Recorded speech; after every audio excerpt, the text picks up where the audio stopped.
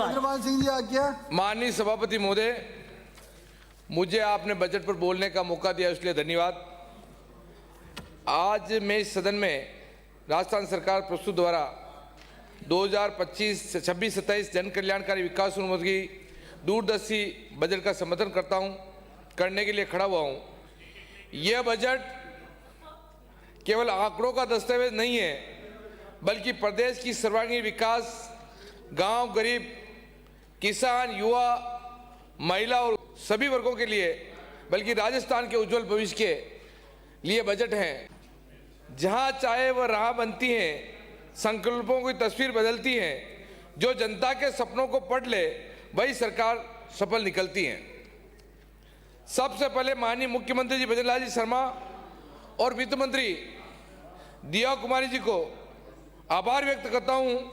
उन्होंने इस बजट में चित्तौड़गढ़ विधानसभा क्षेत्र की आवश्यकताओं को समझते हुए अनेक महत्वपूर्ण सौगातें प्रदान की हैं। यह स्पष्ट रूप से दर्शाता है कि मुख्यमंत्री जी का चित्तौड़गढ़ की धरती में विशेष स्नेह और लगाव है। चित्तौड़गढ़ विधानसभा की मिली प्रमुख सौगातें: माटी की खुशबू बचाने वही सच्चा रखवाला है, जनता के हर दर्द को समझने वही नेता निराला है। माननीय सभापति महोदय, इस बजट को चित्तौड़गढ़ क्षेत्र की विकास की नई गति देने के वाले महत्वपूर्ण प्रावधान किए गए हैं, जिसमें सड़कों का सुदृढ़ीकरण एवं मार्गों के निर्माण हेतु विशेष बजट का प्रावधान, जिससे ग्रामीण और शहरी कनेक्टिविटी मजबूत होगी। पेयजल योजना का विस्तार और नई परियोजनाओं का स्वीकृति, जिसमें क्षेत्र के लोगों का बजट राहत मिलेगी। चंबल से बड़ा पानी भी आ रहा है, बड़ी योजना है 450 करोड़ की, वो भी टेंडर हो चुका है। स्वास्थ्य सेवाओं को सुदृढ़ करने के लिए अस्पतालों का उन्नतीकरण, चिकित्सा सुविधा की वृद्धि, शिक्षा क्षेत्र में विद्यालयों को क्रमोन्नत, नए भवनों, आधुनिक संसाधनों की व्यवस्था, कृषि और सिंचाई परियोजना का माध्यम किसानों को सशक्त बनाने का ठोस प्रयास। यह निर्णय चित्तौड़गढ़ की विकास की नई आयाम प्रदान करेगा और क्षेत्र की वर्षों पुरानी मांगों को पूरा करेगा। नदी को मिले सब सागर से जो विस्तार बढ़ जाता है, विकास जुड़े जब गाँव में, तो प्रदेश की में आगे बढ़ जाता है। भजन लाल जी सरकार चित्तौड़गढ़ की विशेष स्नेह है। माननीय सभापति महोदय, मुख्यमंत्री जी ने सदैव संतुलित क्षेत्रीय विकास की बात की है, लेकिन चित्तौड़गढ़ के प्रति विशेष लगाव उन कई निर्णयों प्रदेशों को आधारभूत संरचना का विस्तार हो, निवेशों को बढ़ावा दे, युवाओं के लिए रोजगार के अवसर सृजित करें, इस क्षेत्र में चित्तौड़गढ़ की प्राथमिकता दी है। सरकार इस भाव से साथ आगे बढ़ी और गति दी है, जिससे विकास के कार्यों में तेजी आई। आधारभूत संरचना के विशेष रोजगार अवसरों के लिए चित्तौड़गढ़ में आने वाले समय में औद्योगिक और पर्यटक के रूप में उभरेगा। विगत वर्षों में सौगातें वसुंधरा राज सरकार में, वर्तमान सरकार में दीप ही दीप जले, रोशन सारा जान होता है। अच्छे कार्यों का विरासत में ही देश मान होता है। माननीय सभापति महोदय, विकास की यात्रा निरंतर रही है। पूर्व मुख्यमंत्री वसुंधरा जी ने नेतृत्व में कई ऐतिहासिक सौगातें मिली हैं। प्रमुख सड़कों, राजमार्गों को पेयजल, सिंचाई योजनाओं का, पर्यटकों के संरक्षण, विकास के उद्योगों की तरफ से कई आगे बढ़ाने की भजन लाल सरकार ने विकास और अधिक गति आज भी बजट प्रस्तुत हुआ है। वही पूर्व में कई उपलब्धियां सशक्त आधार बनाने का, भविष्य की संभावनाओं को साकार करने का प्रयास किया है। यह बजट समाज सेवी विकास का उत्कृष्ट उदाहरण है। युवाओं के लिए रोजगार, कौशल विकास पर विशेष जोर, महिलाओं को सशक्त हेतु योजनाओं का, किसानों के लिए आधुनिक कृषि, सिंचाई और तकनीकी सहायता, शिक्षा और स्वास्थ्य के क्षेत्रों में व्यापक निवेश, आधारभूत संरचना, सड़क, बिजली और पानी की ऐतिहासिक खर्च, उद्योगों एवं पर्यटकों को बढ़ावा देने के लिए अर्थव्यवस्था और नई ऊंचाइयों ले जाने का संकल्प। सभापति महोदय, यह बजट विकसित राजस्थान और परिकल्पना का साकार करने की दिशा में एक मजबूत कदम है। यह केवल वर्तमान की जरूरतों को नहीं, बल्कि आने वाली पीढ़ियों के सपनों का ध्यान में रखकर बनाया गया है। रहीम जी ने एक दोहा इस अवसर पर अत्यंत प्रासंगिक किया है: रहीम देखे बड़ेन तो लघुन दीदारी, जहाँ काम आवे सुई माँ करे तलवारी। यह बजट समाज के हर वर्ग, छोटे से छोटे व्यक्ति की जरूरतों को ध्यान में रखकर बनाया गया है। यह चित्तौड़गढ़ विधानसभा के कुछ प्रमुख चुनौतियों की सरकार को ध्यान में आकर्षित करना चाहता हूं। ताकि विकास के प्रति तेज आगे बढ़े। चित्तौड़गढ़ का जल संकट डार्क जोन में है। माननीय सभापति महोदय, आप भी चित्तौड़ से आते हैं, एक डार्क जोन में से चित्तौड़गढ़ का निकालना बहुत जरूरी है, क्योंकि औद्योगिक दृष्टि से हब से बना हुआ है। माननीय अध्यक्ष महोदय, चित्तौड़गढ़ का बड़ा हिस्सा आज भी जल संकट को जूझ रहा है। कई गाँवों में पेयजल नियमित उपलब्धता एवं चुनौती बनी हुई है, जिसे किसानों को पर्याप्त सिंचाई सुविधा नहीं मिलने से उत्कृष्ट प्रताड़ना होती है। आवश्यक नई पेयजल योजनाओं को, बांधों को, लिफ्ट सिंचाई योजनाओं को प्राथमिकता दी जाए। सड़क का आधारभूत संरचना, ग्रामीण क्षेत्रों में कई सड़कें अभी भी चौड़ीकरण, नवीनीकरण प्रतीक्षा में बेहतर कनेक्टिविटी, व्यापार, शिक्षा और स्वास्थ्य सेवाओं का पहुंच आधार है। मेरे यहाँ 2 पुलिया हैं, एक पूसलिया वाली पुलिया, एक घंटेड़ी से ब्यावर जो आपकी विधानसभा भी लगती है, वो पुलिया भी अपने लिए बहुत जरूरी है। एक 7 करोड़ की है और एक 21 करोड़ की है, उसमें भी आप दिलवाएं।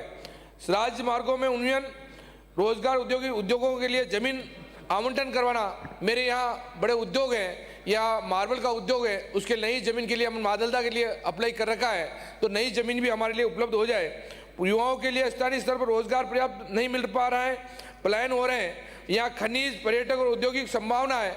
माननीय सभापति महोदय, हमारे यहाँ काफ़ी उद्योग हैं, यहाँ कम से कम 60% हमारे युवाओं के लिए आरक्षण हो, या जिंक है, आदित्य है, बिरला है, उनमें 50% या 60% लोग हमारे लगे, ऐसी हमारे वहाँ की ऐसी कोई व्यवस्था कर हमारे युवा बेरोजगारों को नौकरी दी जाए। इन नए उद्योगों के क्षेत्रों में MSME प्रोत्साहन के स्किल डेवलपमेंट के सेंटर खोले जाएं। सरकारी अस्पतालों में विशेष डॉक्टरों, आधुनिक उपकरणों, आवश्यकता से गंभीर मरीजों को बड़े शहरों की ओर जाना पड़ता है। जिला अस्पतालों को अधिक उन्नत उप जिला अस्पतालों में विशेष सुविधा दी जाए। बदेसर को उप जिला चिकित्सालय बनाया जाए, ये लंबे टाइम से मांग है और वो करें। पर्यटक विकास की अपार संभावनाएं, वीरता और त्याग की भूमि चित्तौड़गढ़ ऐतिहासिक महत्व विश्व भर के प्रसिद्ध है, लेकिन पर्यटकों की सुविधा के लिए अभी कई बड़ी आवश्यकता है। हमारा वहाँ किला है, किले के लिए एक दरवाजा है, वहाँ पीछे वाला दरवाजे के लिए भी है, और वहाँ के लिए हम और क्या कर सकते हैं, उसके लिए भी बजट दें, और आने वाले दिनों में किले के बारे में सोचना बहुत जरूरी है। बेहतर सड़कें सुविधा, प्रचार प्रसार और पर्यटक सर्किट के स्थानीय रोजगार बढ़ेगा। मुख्यमंत्री से अपेक्षा करता हूं, माननीय अध्यक्ष महोदय, सभापति महोदय, पूर्ण विश्वास है माननीय मुख्यमंत्री चित्तौड़गढ़ की आवश्यकताओं को संवेदनशीलता से समझेंगे और आने वाले समय में विशेष पैकेज की योजना के माध्यम से चुनौतियों का समाधान करेंगे। आशा का दीप जलाएं, विश्वास साथ हमारा नेतृत्व आप मिल जाए तो आसान रहेगा। माननीय अध्यक्ष महोदय, मैं एक और आपसे अपील करता हूं, जैसे यूपी में एक गाय को रखने वाले को 900 रुपये दिए जाते हैं, तो हमारे यहाँ के मंत्री जी भी विराज रहे हैं, जोराराम जी, और आप गाय के लिए विशेष जो आप 9 महीने का पैकेज देते हैं, 9 महीने का पैकेज नहीं करके 12 महीने का पैकेज दें, और बड़ी गाय को आप 25 रुपये देते हैं, उस जगह आप 50 रुपये करें, और छोटी बड़ी गाय को 50 रुपये देते हैं, उसकी जगह आप 100 रुपये का अनुदान दें, क्योंकि गायों की दशा बहुत दयनीय है। और आपने हर पंचायत पर एक गौशाला खोलने की जो बात करी थी, वो करीब सरकार ने खोलने की कोशिश भी करी, वो खुली भी है, पर आने वाले दिनों में गायों के बारे में अगर हम गायों के नाम पर हम वोट लेके आते हैं, मैं भी गायों के नाम से जीत कर आता हूँ, धर्म के नाम से हम जीत के आते हैं, तो गायों के बारे में आप लोग जरूर सोचें, और इसकी पैकेज को भी 9 महीने की जगह आप 12 महीने का पैकेज करें, और 25 रुपये की जगह अनुदान छोटी गायों को 50 करें, और बड़ी गायों की जगह 50 रुपये की जगह आप 100 रुपये करें। माननीय सभापति महोदय, युवाओं का रोजगार वाली समस्याएं चित्तौड़गढ़ में काफ़ी हैं, और उनको आशा इसलिए है क्योंकि चित्तौड़गढ़ में उद्योग भी काफ़ी हैं, और हम लोगों को नौकरी नहीं देकर बाहर से लोग आते हैं, राजस्थान से बाहर के आते हैं, इसलिए आने वाले दिनों में ऐसा विकेश उप मुख्यमंत्री भी विराज रहे हैं, दोनों तीनों मंत्री जी भी विराज रहे हैं, हमारे युवाओं को बेरोजगार के बारे में आप सोचकर उनको 60% ऐसा आरक्षण दें कि उनकी योग्यता के अनुसार हम लोगों को नौकरी वहाँ मिल जाए, क्योंकि धूल मिट्टी वो लोग खाते हैं, वहाँ का प्रदूषण हम लोग खाते हैं, तो इसलिए हम लोगों को रोजगार वहाँ कैसे मिल सकते हैं, सरकार डार्क जोन से हमको कैसे निकाल सकते हैं। और EWS जो आज सरलीकरण, राजस्थान में EWS वाला सरलीकरण है, वो सरलीकरण केंद्र में कैसे हो सकता है। यहाँ काफी मंत्री जी बैठे हैं, काफी विधायक बैठे हैं, जोराराम जी बैठे हैं, उप मुख्यमंत्री जी बैठे हैं, उन सब मंत्रियों को मैं कहना चाहता हूं, ऐसा विधानसभा में आप एक प्रस्ताव पारित करें जो EWS का सरलीकरण राजस्थान में है वो केंद्र में ऐसा सरलीकरण बन जाए, क्योंकि राजस्थान की नौकरियों में सरलीकरण मिल पा रहा है। जो गरीब सवर्ण कास्ट के बच्चे हैं उनको रोजगार यहाँ मिल सकता है, पर बाहर के जो ईडब्ल्यूएस नहीं होने के कारण उनको केंद्र में नौकरी नहीं मिल सकती है। इस ईडब्ल्यूएस के सरलीकरण के लिए आप सब पक्ष और विपक्ष दोनों एक साथ मिलकर ऐसा प्रस्ताव लेंगे कि ईडब्ल्यूएस में अपना सरलीकरण करेंगे। माननीय सभापति महोदय, मेरे यहाँ चिकित्सा में डॉक्टर कम है, चिकित्सालय में आप उपलब्ध कराएं। बदेसर को आप उप जिला चिकित्सालय बनाएं। मेरी पूसरिया एक पूरा एसी इलाका, एसटी इलाका है, वहाँ काफ़ी गरीब लोग रहते हैं, वहाँ पुलियों में काफ़ी दिक्कत है, तो वहाँ आने जाने के लिए वहाँ 7 करोड़ की छोटी सी पुलिया है, उसकी भी आप घोषणाएं करें।